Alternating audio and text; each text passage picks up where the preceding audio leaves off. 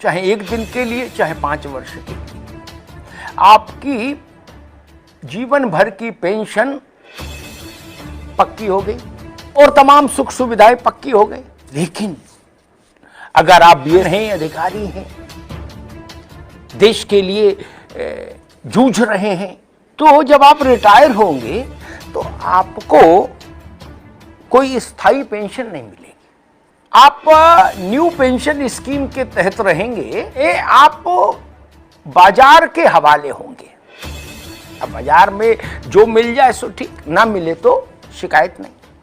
यही हाल है अगर आप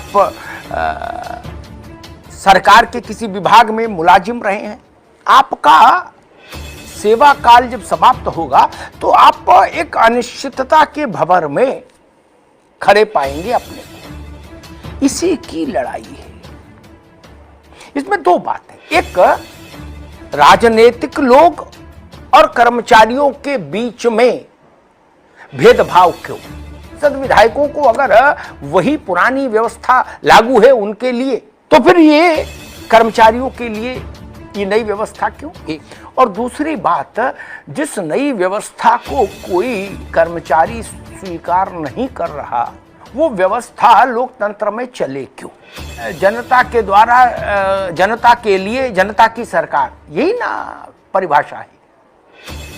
पूरे भारत में हर प्रदेश में चले जाइए, एक भी ऐसा सरकारी कर्मचारी नहीं मिलेगा, ऐसा कोई पुलिस का जवान नहीं मिलेगा किसी राज्य में तो इस नई पेंशन व्यवस्था के हक में खड़ा हो, पक्ष में खड़ा हो।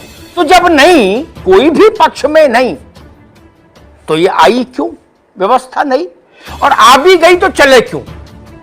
हमने संविधान बदल दिया, जाने कितनी बार उसमें संशोधन कर दिए, ये एनपीएस पर अड़ना क्यों। संविधान में भी बहुत सारे व्यवस्थाएं जो समय के साथ लगा देश को कि ये ठीक नहीं है, उनमें परिवर्तन किया।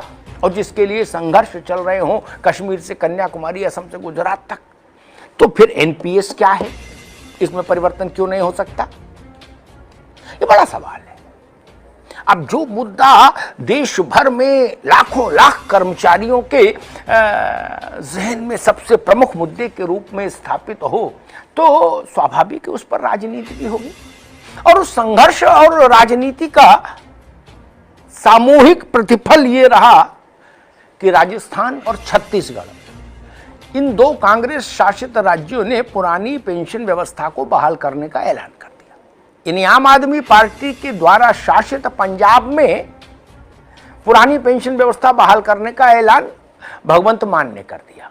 और आज कांग्रेस में राहुल गांधी और प्रियंका गांधी दोनों ने अलग अलग इस बात को उठाया